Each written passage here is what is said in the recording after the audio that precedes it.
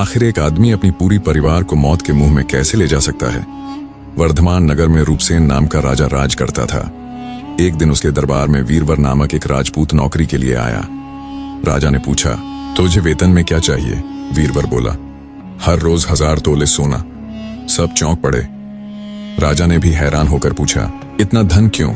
वीरवर बोला, मेरी पत्नी, बेटा और बेटी 4 ही प्राणी हैं, पर जितना पाऊंगा सब धर्म सेवा में लगाऊंगा।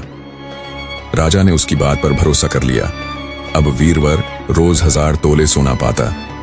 आधा ब्राह्मणों में बांट देता, बाकी 2 हिस्से करता, एक मेहमानों और साधुओं के लिए, दूसरा गरीबों को भोजन कराने के लिए।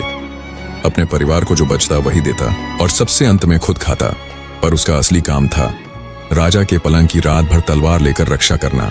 एक रात राजा को मरघट की दिशा से रोने की विचित्र आवाज सुनाई दी। उसने वीरवर को बुलाया। वीरवर तलवार लेकर चल पड़ा। मरघट में पहुंचकर देखता है एक स्त्री कहनों से लदी हुई नाचती है, सिर पटकती है, जोर जोर से रोती है, पर आंख से आंसू की एक बूंद भी नहीं गिरती। वीरवर ने पूछा, तू कौन है? वह बोली, मैं राजलक्ष्मी हूं। राजा विक्रम के घर में पाप और अन्याय बढ़ गया है, मैं वहां से जा रही हूं। 1 महीने में राजा मर जाएगा। वीरवर बोला, उसे बचाने का कोई उपाय है? राजलक्ष्मी बोली, है। पूरब दिशा में 1 योजन दूर देवी का मंदिर है। यदि तू अपने पुत्र का शीश चढ़ा दे तो राजा की आयु 100 वर्ष हो जाएगी। वीरवर सीधा घर आया, स्त्री को जगाया, पूरा हाल कहा। स्त्री ने बेटे को उठाया, बेटी भी जाग गई। बेटे ने सब सुना और कहा, पिता की आज्ञा, स्वामी की सेवा और देवी का चरण। मेरा सिर जाए तो क्या चिंता, आप शीघ्र चलिए। पत्नी ने भी कहा, स्त्री का धर्म पति की आज्ञा में है। वे चारों देवी के मंदिर पहुंचे।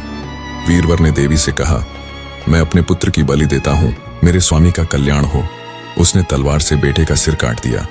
बेटी ने देखा तो बिना रुके अपना सिर काट दिया। मां ने बच्चों को मरा देख स्वयं भी बलिदान दे दिया। वीरवर अंत में सोचने लगा, अब मेरा कौन है, और उसने भी अपना शीश काट दिया। सुबह राजा को जब पता चला, वह मंदिर पहुंचा और देखा चारों शव पड़े हैं। उसे इतनी पीड़ा हुई कि तलवार उठाई और जैसे ही गला काटने चला, देवी प्रकट हुई।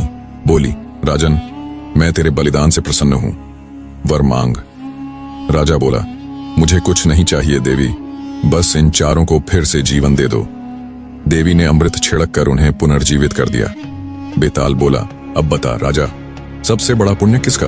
राजा बोला, राजा का, क्योंकि सेवक के लिए राजा की जान देना धर्म नहीं, पर राजा का अपने सेवक के लिए मरना, यह सबसे बड़ा त्याग है। बेताल यह सुनते ही फिर उड़कर पेड़ पर जा बैठा।